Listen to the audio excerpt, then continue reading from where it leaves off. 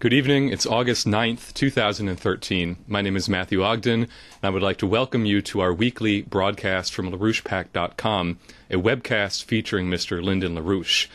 Tonight I am being joined by Leandra Bernstein in the studio. We have a question which has come in, which has also been published on the LaRouche Pack website, and I would like to ask Leandra Bernstein to come to the podium to read this question. All right, thank you. Now, this statement has been drafted by Jeff Steinberg, and it concerns a Glass-Steagall fight, and it's titled Wall Street Mafia in Desperate Drive to Stop Glass-Steagall.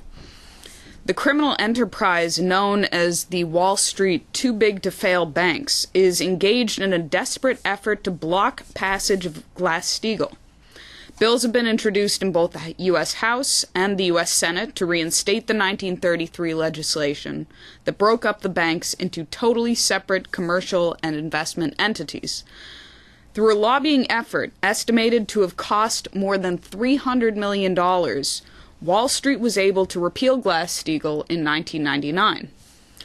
So far, 25 state legislatures have introduced or passed resolutions demanding that their congressional delegations support Glass-Steagall's passage. And major labor, farm, and civil rights organizations have also fully endorsed the reinstatement of Glass-Steagall separation. In response to that nationwide outpouring of support for Glass-Steagall, Wall Street has responded with a four-pronged assault to block passage, according to well-placed Washington sources. These reports grid precisely with evidence directly obtained by LaRouche Pack organizers. First, the Big Six Wall Street banks, J.P. Morgan Chase, Citigroup, Bank of America, Goldman Sachs, Morgan Stanley, and Wells Fargo have unleashed their lobbyists and trade associations to target state legislators backing the reinstatement of Glass-Steagall. Evidence of this operation has already surfaced in Delaware, Minnesota, South Dakota, and in California. Second, members of the U.S. House and Senate have been personally contacted by top officials of the Big Six banks and threatened with loss of campaign support and with loss of thousands of jobs in their districts unless they drop their support for the Glass-Steagall bills.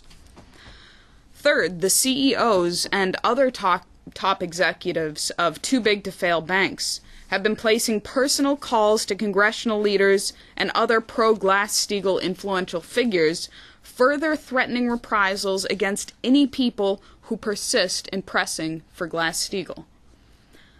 Fourth, LaRouche Pack activists mobilizing support for Glass-Steagall have been targeted for physical attacks, vandalism, police harassment, and other active measures to blunt the growing support for breaking up the banks and throwing the top Wall Street criminals in jail. These attacks have been organized on a local-by-local basis, using whatever hooligan elements can be hired to carry out those attacks.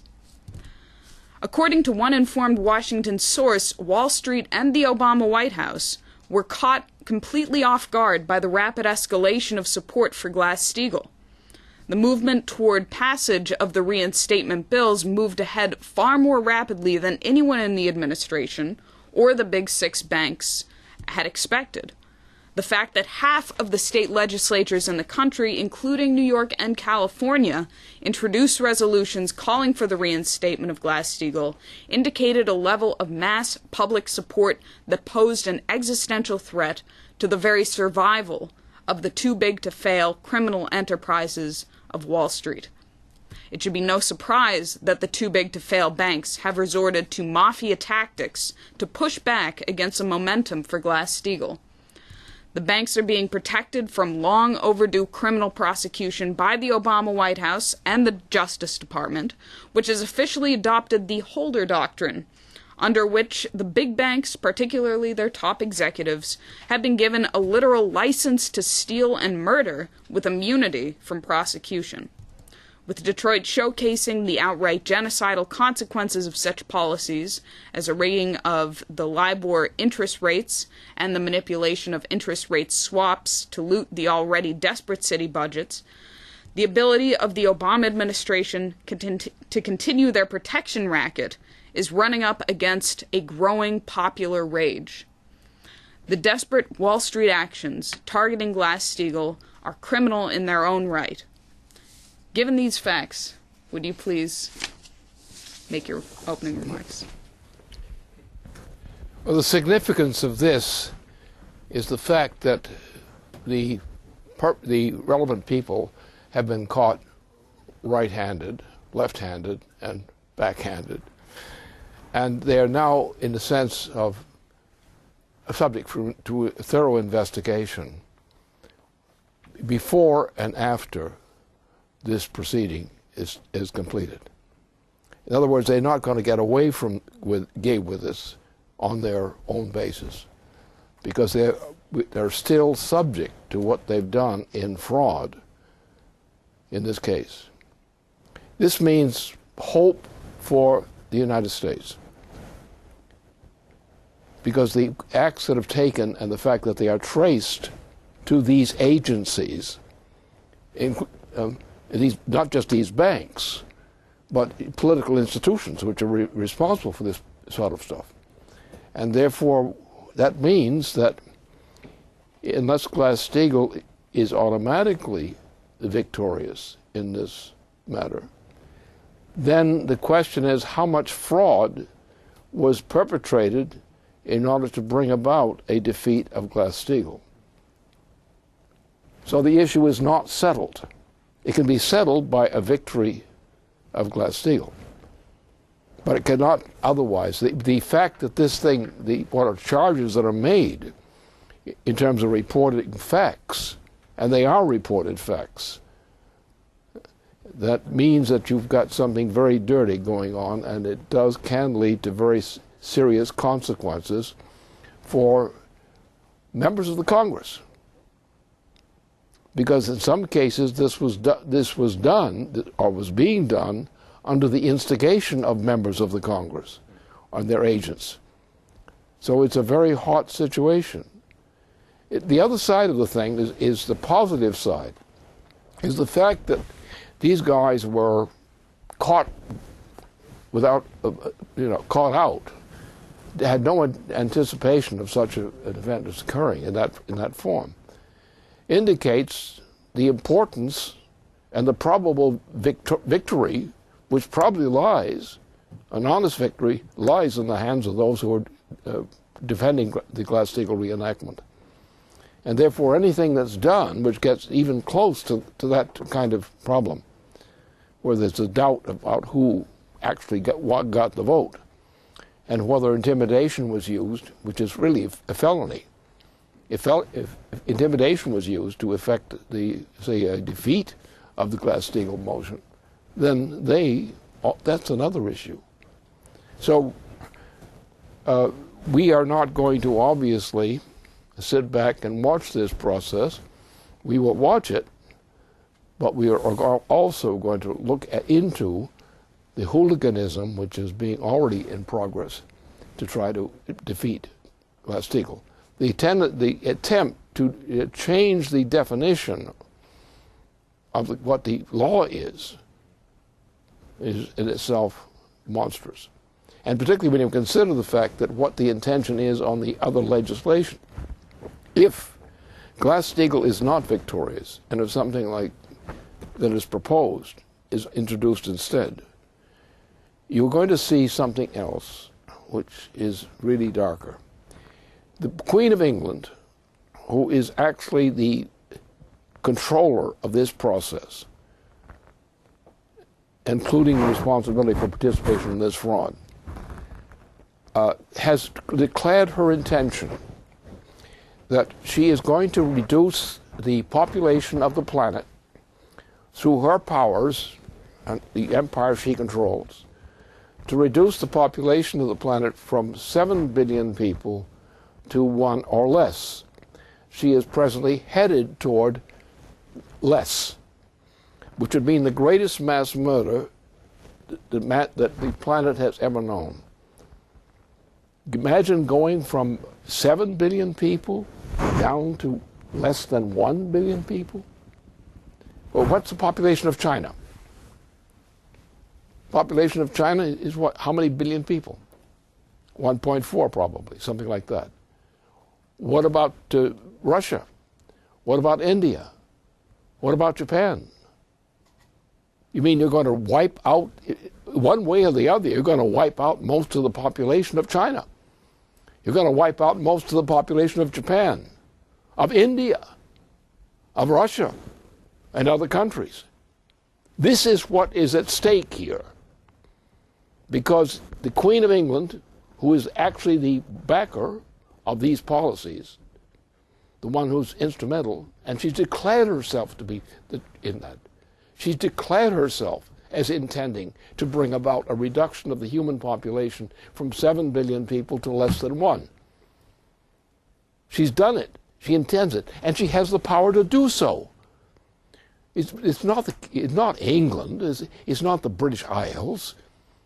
She controls much more. She controls more or less directly about 40% of the human population and has a great influence on others, great pressure. So you want to see, in a quick run, you want to see the population of this planet falling from below the 7 billion people it was at least recently to the less than 1 billion people, which is indicated now. What this would be largely starvation, be the key thing. You see starvation now. There is not enough food being produced in the United States to meet the requirements of the population of the United States. And that's what she has done. The green policy is one of the means by which the genocide will be effected. People have been fooled into this idea of green policy. But what that green policy has meant so far is there's not enough food to feed the population of the nation. And that is not something that's a natural occurrence. That's something that was done deliberately, intentionally under her direction. And she takes responsibility for it. She says she is the one, and with her cohorts, she is the one who's pressing the genocide. She's the one who's demanding the genocide. And the other side, look in U.S. history. You take from not so deep into the United States history, that there has been a control over the banking system and related institutions of the United States has been from Britain. And this has been, these things have been her policy now, but this goes back to then. It goes back to the early part of our nation, and it's evil. It has been evil all along. It was only after we won the Civil War that we were able to put some checks on genocide, which was already going on. And then afterward, we've had the same kind of problem before, with presidents who are controlled by banks which are located usually around, they're British banks, controlled around New York area and Boston. And this was the concentration of banking which was used to do all the dirties against the United States up to that time. And that's where we are. So we have the two things. First of all, this is a criminal operation, but in terms of what the facts are that are presented.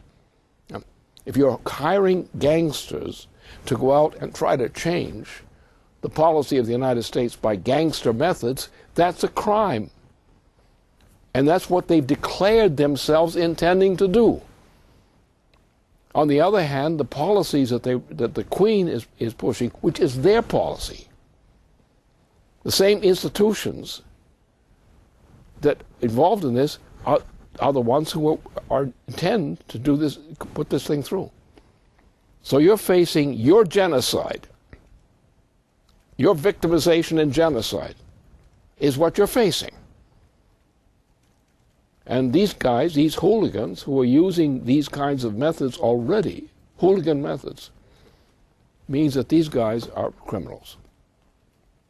And if we don't beat these guys and hold them now, you're going to see a lot fewer citizens of the United States in other countries surviving.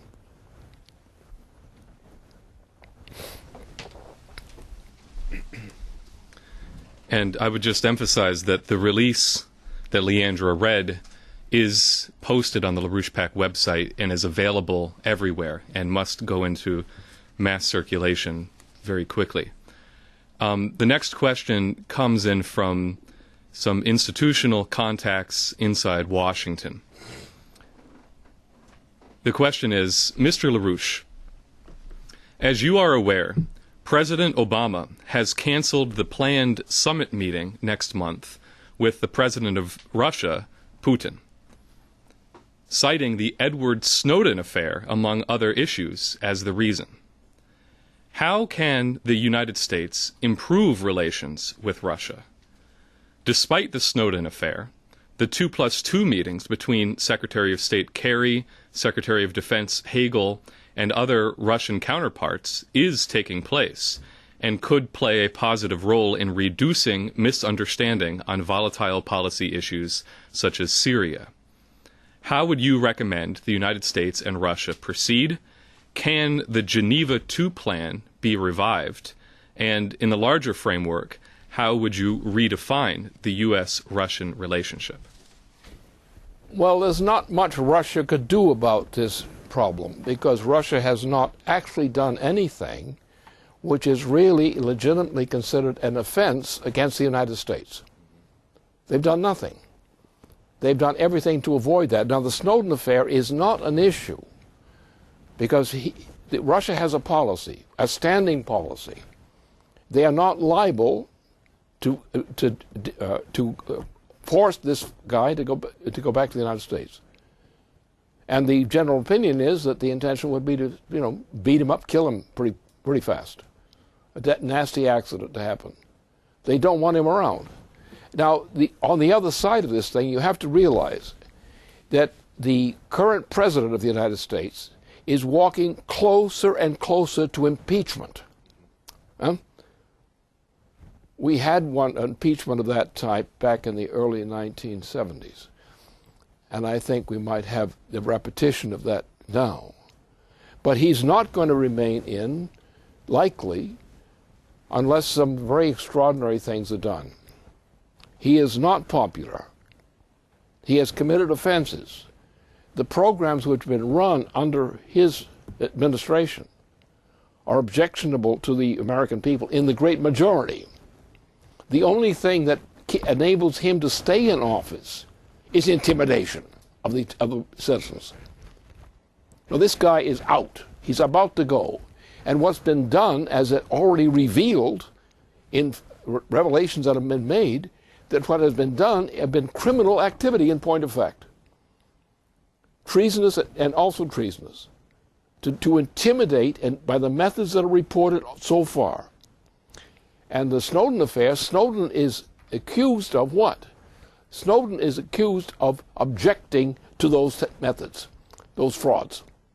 He's saying that the whole thing is a fraud, that the people of the United States are led helpless, that the government of the United States so far has been impotent because of these policies, and that's the only thing that's kept him in office, is corruption.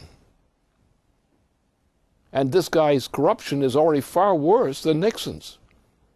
Nixon was a small-time fish compared to what this guy has done and what his people have done to him. So this guy should be thrown out of office. The American people deserve to have the right to have this guy thrown out of office because he's committing crimes. And what we're getting flowing through day after day after day. And one of the curious thing that infuriates Obama in particular, but especially London more than Obama, is the fact that it's true.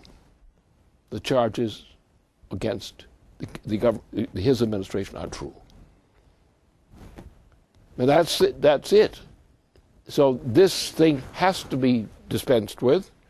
This president does more than fully deserve to be thrown out of office. they've got the votes yet to ensure he's being thrown out of office is irrelevant.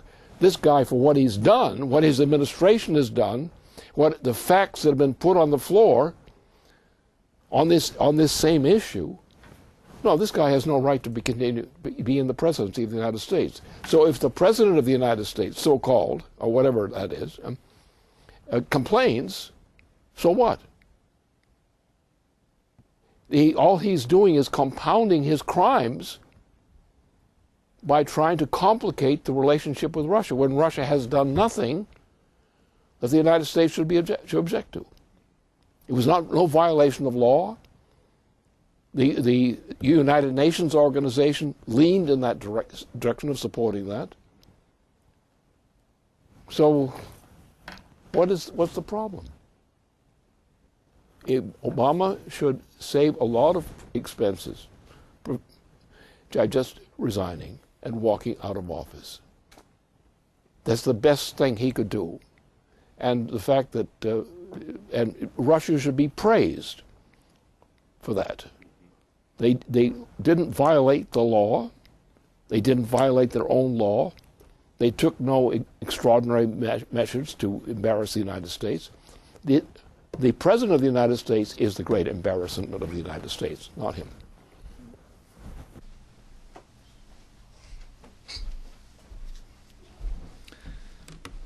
Now, we have a question that has come in from Bill Roberts, who, as people know, is a member of the Policy Committee and is a former candidate for Congress in the Michigan 11th District. And this is in the context of a release that just was published on the LaRouche PAC website, which is a report titled Detroit Arsenal of Democracy or Test Case for Fascism, which has as its cover letter a statement that Bill Roberts wrote called Bankrupt Wall Street, Not Detroit. So this is available on the LaRouche PAC site. Now, Bill's question is as follows. He says, as much as Wall Street and their media outlets would like people to believe that Detroit's problems are a unique case of chronic mismanagement, anyone who's not stupid realizes that there is a strategy to try to isolate Detroit and pick off others one by one. Yesterday, the school district of Inkster, Michigan, a suburb of Detroit, was dissolved under a new emergency type of state law, and the students of Inkster will have to attend the 4 surrounding school districts that are still in place. Out of those 4 school districts, 2 of them have been running their own budget deficits and could be dissolved too. One of the difficulties the Inkster School District has faced over the last 10 years is that they have absorbed many of the students from Detroit schools that have been shut down. Right now, the school board of Pontiac, Michigan, is fighting to keep employees paid and to keep their doors open. The school board president said, "We are technically fighting for our lives." Also, 3 local governments in Michigan, Saginaw County, the city of Battle Creek, and Genesee County, have all had to withdraw millions of dollars in offered bonds off of the market in the last 2 weeks due to the lack of willingness of purchasers to invest in their municipal bonds. In the case of Genesee County, it is unclear how this inability to raise $54 million will affect plans to build new water and sewer infrastructure. This is being referred to as the Detroit penalty. Clearly, Detroit is not alone, for better or for worse. Many of the labor union and other leaders that I have talked to in the last several days have responded strongly to the strategy of flipping this Detroit situation on its head, recognizing that Wall Street is the vulnerable one, and that it is time to go on the offensive for a national top-down solution that bankrupts Wall Street and sets up a credit system for national development.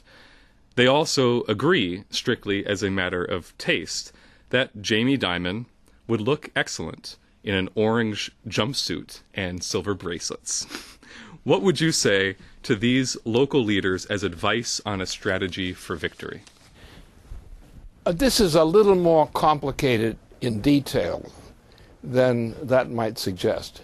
What happened is I was involved in this. I became a voluntary promoter and leader of an effort to save the automobile industry in the United States. We had quite a good fight for a while, and some of the people then, under great pressure, caved in on the promise that they, who were then retiring senior employees, engineering design people, that they would get their full pension. And therefore, that pressure coming from outside convinced them to give up the fight. And I was left staring barefaced, I guess I was always bare, and out there under those circumstances. Now, what the result of this was, and what I was involved in, was an estimate of how we could deal with this whole problem, the threat of shutting out the auto industry and what it represents. Now, the automobile industry was the make anything and everything industry, really. It was called the auto industry, but you have to remember that the acme of the auto industry was that it was extended to become the everything industry under conditions of warfare. We would have lost World War II but for the auto industry, because it was mobilized. They were thinking of shutting it down already, large parts shutting it down. But they decided instead, under Roosevelt, to go ahead with a full mobilization, and we produced everything. Now, what I was in the middle of, when I was in this fight to save the auto industry, was that we had territories all over the United States which have been manufacturing, and manufacture anything territories. You want to make airplanes? Whatever you want, we could make it. Because it was based on the idea of the machine tool design operation. Everything was based on machine tool design. And if you had to make a new design, you would make it. Why? Because you had the tool makers and so forth who were capable of producing this result. Now, when the auto industry in the United States collapsed, as it was collapsed, we ceased to be a real nation. We lost the core of our ability to have a working economy. And with other policies, and as in the area of grains and food supplies and so forth, the American people are being starved to death. The food supply is not sufficient to maintain the people of the United States as a result of this kind of thing. The conditions in Michigan, throughout northern Ohio, going into Chicago even, New York State, all of these areas are areas which I knew, in each of these territories, the greatest potential of machine tool design on this planet. Now, it wasn't fully being used, but the plants were there, the engineering skills were there, and it's the engineering skills that are the driver of everything, the auto industry, aircraft industry, whatever you want. And it's the auxiliaries of this process, of the auto industry, which made up for the rest of it.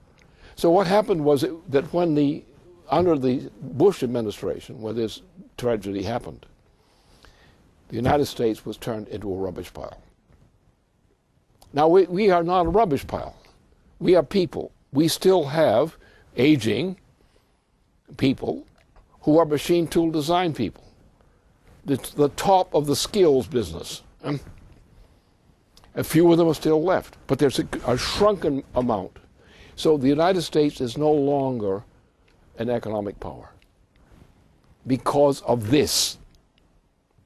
Now, where do jobs go? The jobs went to China, to Korea, Japan, other places, especially China, so forth. Does that mean we have to get the automobile business back to Russia, China? No, we don't. Because machine tool design is a very peculiar kind of thing. And we in the United States still have people who are not at work that much anymore in that direction. But we have these skills.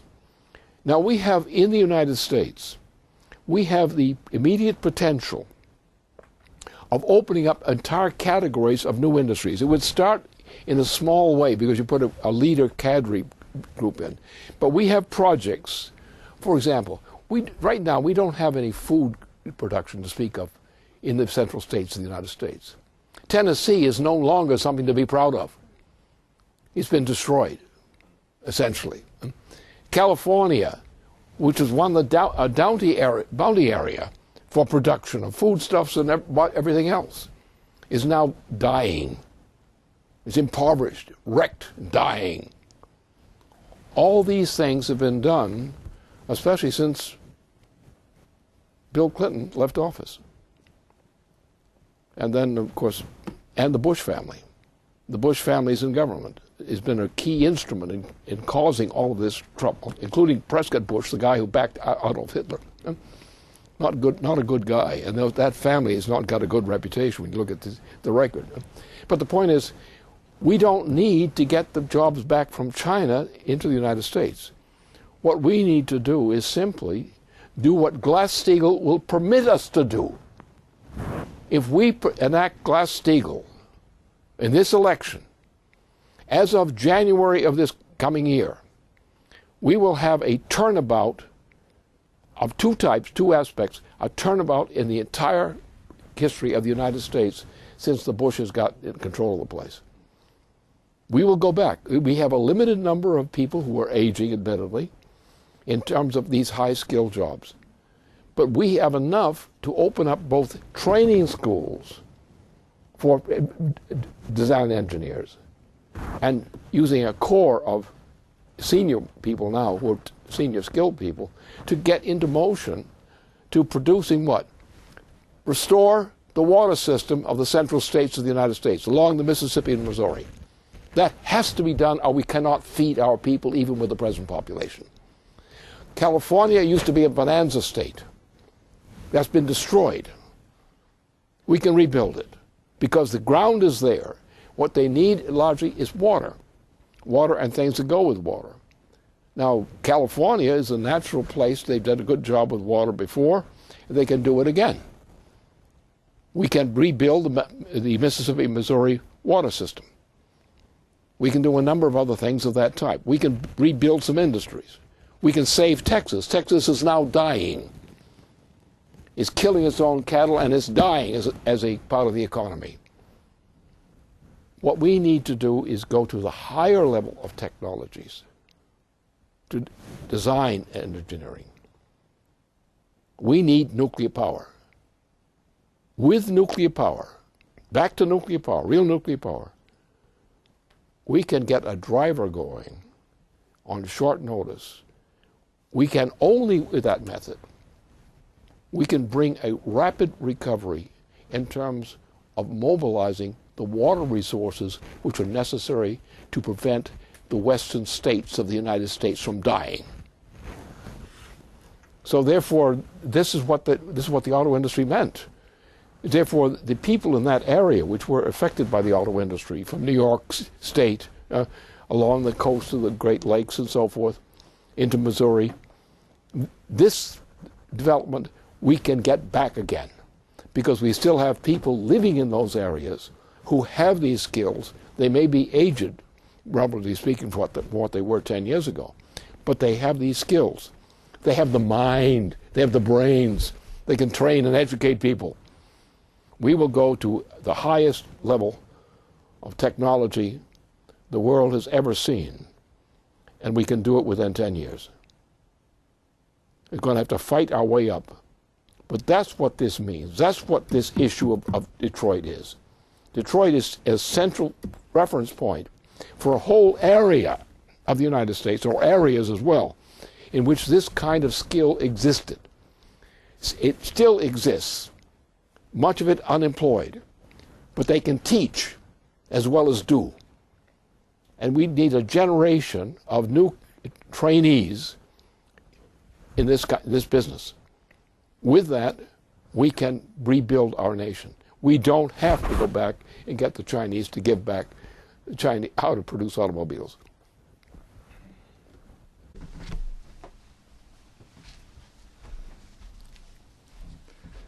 Well, this next question will be an excellent follow-up to what you've just stated. This is a question from Ben Deniston, one of the leaders of our scientific research team. And it's on the subject of what you just discussed. The necessary solution is to retool that make-anything industry, as you stated, but from the standpoint of leaping ahead and leaping into the future to an entirely new technology. So what Ben asks is the following. He says, Mr. LaRouche, you have recently been discussing a thermonuclear NWAPA, which has provoked a number of people to ask, what would a thermonuclear NWAPA look like? And how will Detroit play into this perspective? He says, in the basement, we have done some preliminary work examining the vast improvements provided by advanced nuclear fission systems. The original NWAPA design was grand for its time, but it depended upon hydropower, which meant that excess fresh water would have to be collected, stored, and moved by the system only to then be released down the Pacific coast and into the ocean, just to generate the electrical power needed to pump the rest of the water east and into the southwest. In terms of the ratio of water collected, the water used for power generation versus the water distributed for productive use, this original NWAPA design would have about a 40% loss factor, give or take. Making the entire system nuclear-powered, however, upgrades the project to an entirely new level. And when we include additional options for nuclear desalination, we are creating the ability to double the amount of fresh water that NWAPA can deliver, at least. I think that this is an incredibly important and clear demonstration of the relationship between, on the one side, the energy flux density employed per square kilometer of a territory, and on the other, the resulting increased physical ability of mankind to improve the productivity of that territory. With the nuclear NWAPA, this interrelationship between energy density and the productive utilization of water for the entire continent, taken as a unit, is very clear. Nuclear power allows for us to create a denser spinning of the water, using and reusing the water by plant life more times per cycle. And I don't think that there is any hope for American agriculture and food security without this project. So he asks, can you elaborate on your concept of a thermonuclear NWAPA? He says, when I include your recent references to the need for international technology sharing as well, what comes to my mind is a call for an international Manhattan Project. The historical precedent of the interrelationship between Franklin Roosevelt's development projects such as the TVA and the success of the Manhattan Project come to mind, where the energy density in the Tennessee Valley laid the basis for Oak Ridge to be able to successfully conduct the atomic fission research projects in that location. He says, to me, it seems clear that creating the potential for the development of a full-scale fusion economy is as much a part of NWAPA as is the water itself. But I would like to see if that is how you are thinking about it. This perspective, the role of NWAPA in the actual creation of a new future state for our nation, makes the full implications of the Detroit case clear.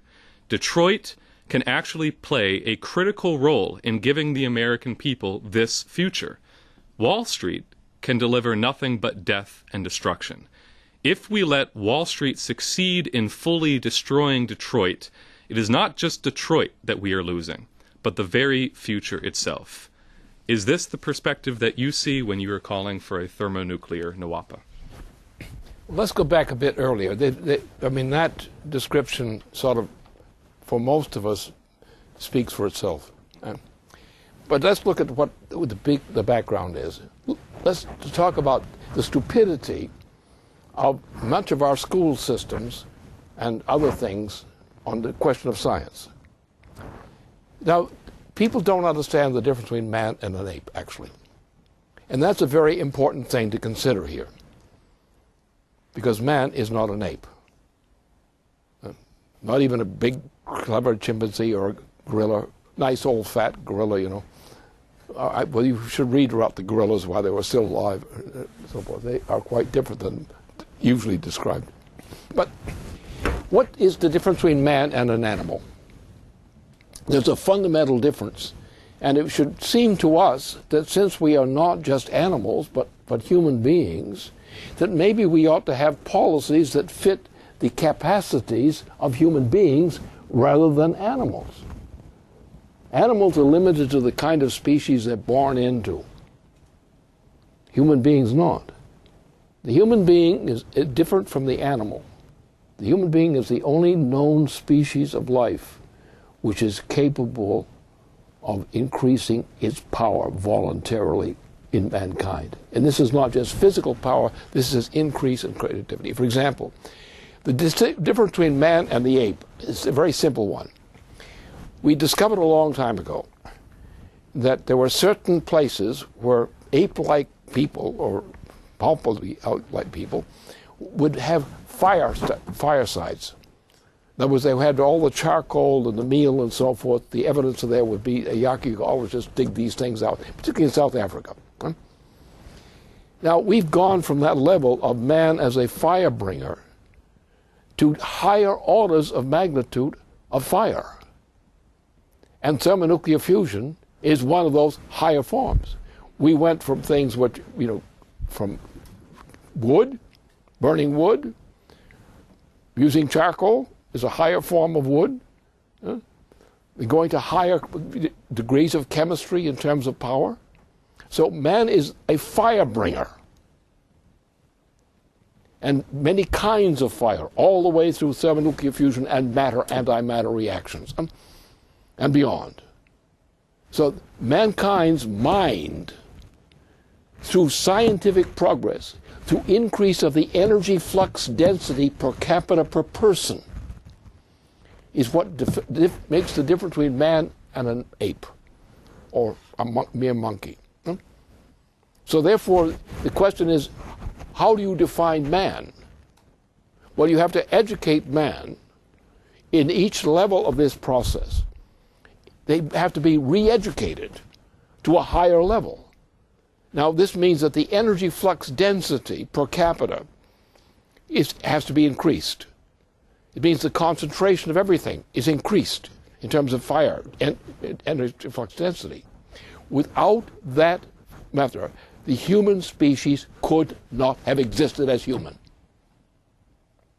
And anyone who's doing what the green policy demands is actually turning man back into a dead ape, because mankind could not live under those conditions today. And it would go down from ape down to something much more primitive. And that's what the Queen of England wishes. And this whole issue we're dealing with comes from the Queen of England and her associates. And the Queen of England is not the head of a state called Great Britain. She, as he herself said during the Copenhagen period, she herself emphasized that she is an empire which controls over 40% of the planet in her own influence and right. She has decreed that we are to reduce the human population from 7 billion people to less than 1. She has publicly said so. That's her policy. That is what is happening. That's what's happening to our food policy. We have turned food into chemical substances. We've taken the food away and made it something that's not humans can't use.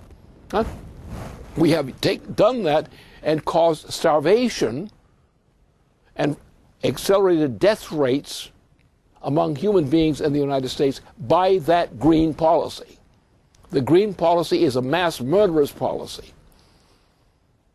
The energy flux density of the green movement, and that's when you use a method of growth of production, and you go from higher level to green. If you go to green, you're going to starve. You're going to die. Because the green policies always have a lower energy flux density concentration than the higher ones. If you go to green, you're going to increase the death rate throughout the planet. And now as the relics of the old system, which was good, dry out, you're going to find out that the carrying capacity, as they call it, for the planet, for human beings, was going to drop not just once, it's going to drop all the way down, back to primitive times. Mankind, if he's lucky, is going to be an ape. So therefore, what the issue here is we don't just need energy flux density, higher energy flux density. We now on the edge, we do have to thermonuclear fusion. We are on the verge where we should be bringing that in more and more directly into our production. That will increase our productivity, increase the ability of people to survive. And you won't murder people. If you go with the green policy is guaranteed to cause an accelerating death rate among the people of the world. It's mass murder. It's a crime against humanity. Now, why would the Queen want to reduce with her power over the nations of the world? And it is a great power. She's only one. The Dutch are the same thing, the Dutch kingdom. As a matter of fact, the British Empire was created by a Dutch invasion of the British Isles. So this is really bad Dutch stuff. But anyway, so therefore we have to do this progress. We have to. Otherwise, we're not acting like human beings. We're acting like beasts. And to do that is simple. Ben is referring to concentration of water. How we can concentrate that, and he eliminates a lot of silly things that people believe about water. About that, they think it's not like gasoline. You don't consume it like gasoline. You just recycle it, and it does something for you by your recycling it, and it remains there. It's still there, unless you decide to destroy it. But so that's what this means. It means that we have to have a program now to drive productivity to higher levels, to increase what we call the energy flux density of everything. Concentration in terms of water, concentration in terms of all kinds of materials. And every time you go to a higher level of energy flux density, you find out it costs you less in real terms to exist. In other words, progress comes automatically with the proper application of increase of energy flux density. Now, we have a lot of poor jerks out there who don't know anything about this. They've been miseducated. Schools have miseducated them in the United States, in Europe, and so forth. You have a whole green movement, and the whole thing is nuts. Because every time you go to green, you are going not down one bounce down. You are going through a self-feeding process of decay of the whole human species.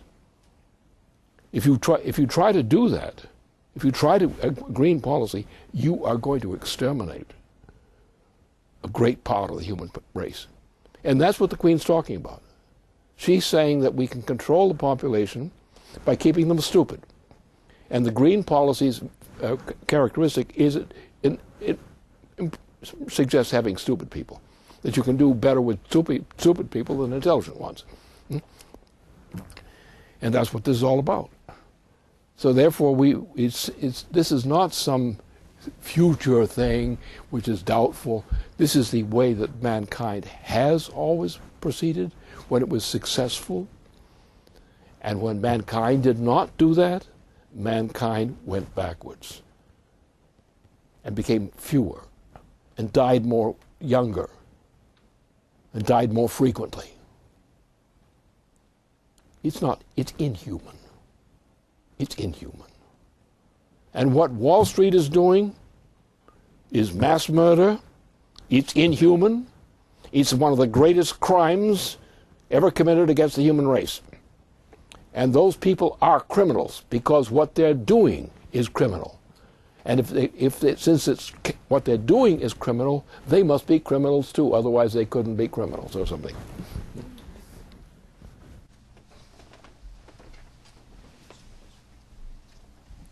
Okay, well, I'd like to ask the final question of the evening, and this is on the issue of agriculture. The question comes in from Bob Baker, who is a leading field organizer with LaRouche PAC for a number of years.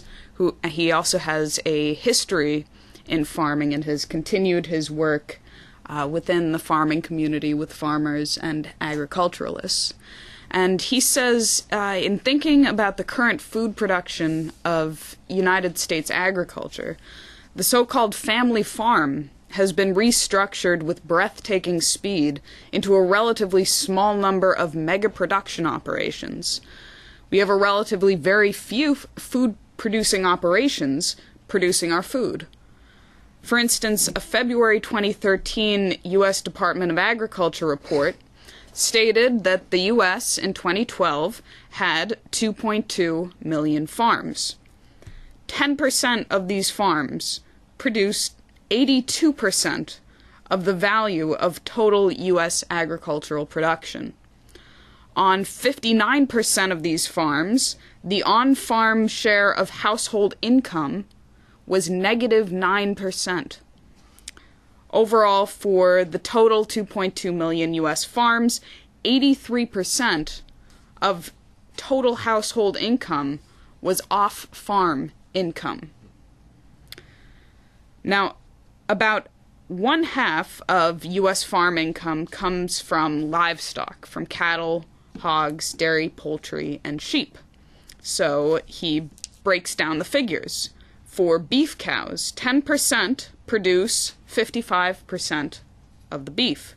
For dairy cows, 12% produce 75% of the milk. For hogs, 13% produce 88% of the pork.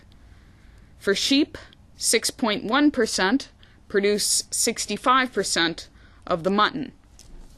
So, as we can see, U.S. food production has been consolidated into the hands of very few but very large operations. Now, he goes on to discuss the technology level of U.S. agriculture is very high. He says tractors, combines, and the tillage implements have been equipped and connected to the computer age, and the GPS and soil fertility technology is the highest and the most beautiful. The farm operator of today loves to produce and use all the latest technology. So his question is twofold. What should we use to measure the size of the modern scientific high-tech family farm into the future? What is the significance of the idea of a family farm in the overall structure of the economy into the future? And what metric do we use as a guideline for the proper size of a modern high-tech family farm? Second, how does the return of the Glass-Steagall Act and parity pricing impact the structure of U.S. farming? Even many farmers would complain that with much higher parity prices, the big farmers will just get that much bigger faster due to the increased income. They would worry about the price of land going higher and higher with corn and soybeans at a parity price because it could be twice as high as the current prices, which are the highest levels in history. So if you could address those questions. Yes, well, let me take one example because this is a complex thing. Let's take one example which gives you a measure of what we're talking about. Now, let's take the Central Plains area from the Mississippi and Missouri and so forth and westward, the part that's agricultural. What has happened to our water supply in that region? The water supply has fallen so low that we're going to have to shut down farming. So therefore, if you're using up, if your agriculture is based on water and you don't have enough water to grow crops, what's your productivity? The other thing is also, if you use methods which are mass methods, which may be for a short period of time, a short interval of time, which may seem adequate, what you're really doing, what is demonstrated on the water basis alone, the fact that we have not maintained the water levels for farming in that whole region is dying. And we're now killing off the crops, the cattle and so forth, which are involved in the same area. So therefore, when you take that view of the matter, how's your policy doing? Yes, this farmer may be rich. He may be gobbling up his neighbors because they didn't have enough to compete with him. But what happened to the water supply? Yes, in some parts of the northern parts of the Canadian edge, you have some ability in North Dakota and so forth, in those areas with high water areas. But on the main area of the whole western plains, the whole prairie plains, the whole thing is dying, is killed by the policy, the very policy which many people say is good. It says it's made some of us rich, and the number of us rich people is getting fewer and fewer. In the meantime, you cannot get the water level up which is acceptable for growing crops in these areas. And this has just reached a crucial point recently. So the obvious thing we have to do is, the first thing we have to do, if we're going to save agriculture, which is on the verge of dying, we have to deal with the water problem. Now, this is what Ben was involved in dealing with, in the water problem, water management. The first thing we have to do is we have to get a form of NWAPA which gives us enough leverage on water, which the old NWAPA system couldn't give, which is what he's referring to. So we need a system of sufficient gain factor in water supply to the Central Plains and California and so forth. We need that. Otherwise, we're not going to have agriculture this way. And people will be dying off. And maybe the water will sort of leak back, but not. Because actually when man is cultivating, as we know from our experience in the United States in general, we actually were working, as we did, to increase the productivity of production per square unit, not by looting.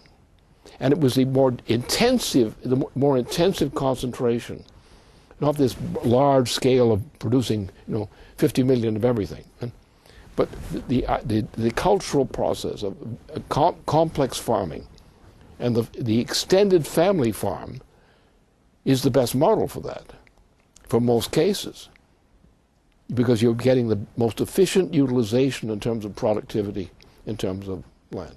And what we can do is we can improve the productivity of the so-called family farm, upgrade it by giving it the better power to function with. And that should be our process.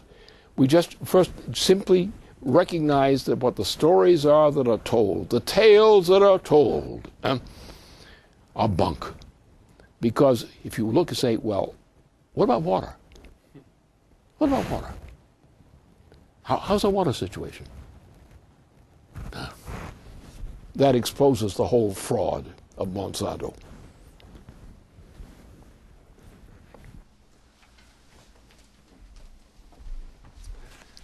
Well, with that as the final word, that brings a conclusion to our broadcast for tonight. So thank you, Lynn. Thank you very much, Leandra. And thank you, Ben, and everybody else who participated. Stay tuned, and we will see you again. Good night.